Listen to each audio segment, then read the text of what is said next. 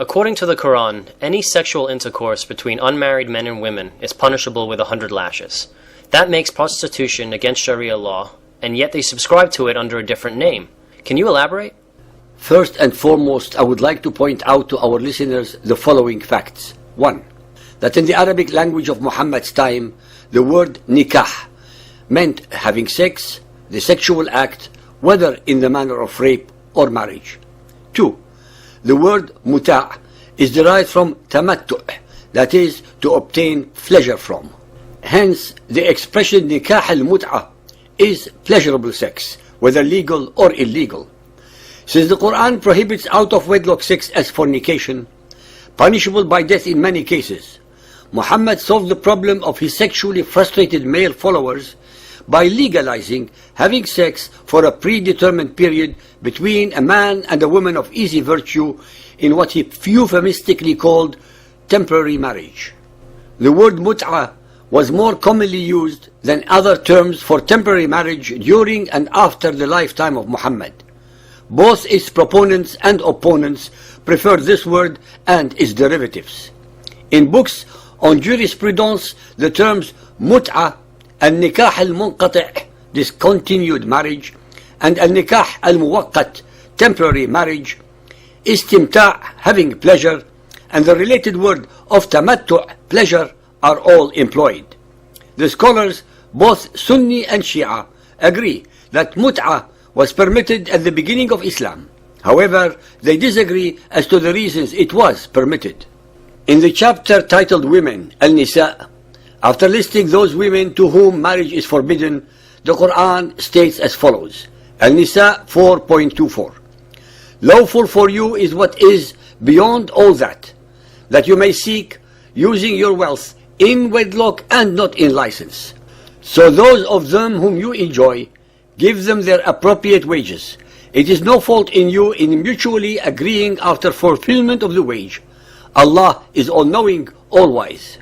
All Shia scholars and many Sunni scholars hold that this verse, especially the words, such women as you enjoy, istamta'tum, refers to the permissibility of muta'. The Shia present several other arguments to prove this point. This particular verse was allegedly revealed towards the beginning of Muhammad's stay in Medina. By the revelation of this verse, the temporary marriage became a legal custom in Medina and was looked upon as one kind of marriage and was referred to by the term istamta'a, the same word employed in the Quranic verse, even though the literal meaning of the word is to seek benefit or to take enjoyment. Hence, the meaning of the Quranic verse must be understood in terms of the conventional usage of the time.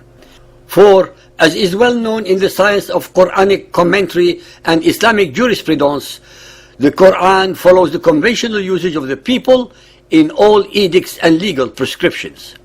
If someone wants to understand a word in the Quran in other than the conventional meaning of the time, he must supply a very strong reason for doing so.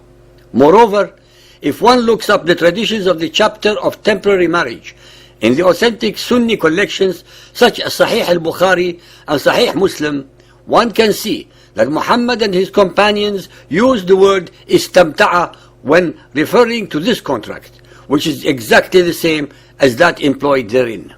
Some Sunnis argue that sexual intercourse is forbidden except with one's wife or a slave by reason of the verse Al-Mu'minun 23.14. Prosperous are the believers who guard their private parts, save from their wives and what their right hands own.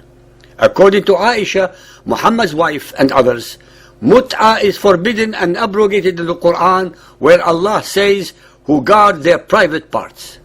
Sahih al-Bukhari Hadith 7.17, narrated by Jabir bin Abdullah. When I got married, Allah's Apostle said to me, "What type of lady have you married?" I replied, "I have married a matron." He said, "Why? Don't you have a liking for the virgins and for fondling them?" Jabir also said, Allah's Apostle said, "Why didn't you marry a young girl so that you might play with her and she with you?" Sahih Bukhari 7.50, narrated by Ali bin Abi Talib. I said to Ibn Abbas, during the Battle of Khaybar, the Prophet forbade nikah, al-muta', and the eating of donkey's meat. Sahih al-Bukhari 7.51 narrated by Abu Jabara. I heard Ibn Abbas giving a verdict when he was asked about the mut'ah with women, and he permitted it, nikah al-mut'ah. On that, a freed slave of his said to him, that is only when it is very badly needed and women are scarce. On that, Ibn Abbas said, yes. Sahih al-Bukhari 7.52 narrated by Jabir bin Abdullah and Salama bin al-Aqwa. While we were in an army, Allah's Apostle came to us and said, you have been allowed to do the mut'ah marriage, so do it. Salama bin al-Aqwa said, Allah's Apostle said, if a man and a woman agree to marry temporarily, their marriage should last for 3 nights. And if they like to continue, they can do so. And if they want to separate, they can do so. I do not know whether that was only for us or for all of the people in general. Abu Abdullah al-Bukhari said, Ali made it clear that the Prophet said, the mut'ah marriage has been cancelled, made unlawful.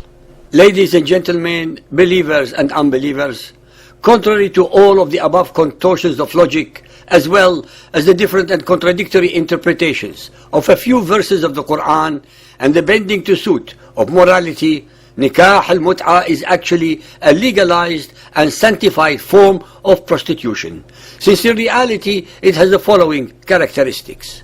1. A mutually agreed fee between the woman and the client. 2.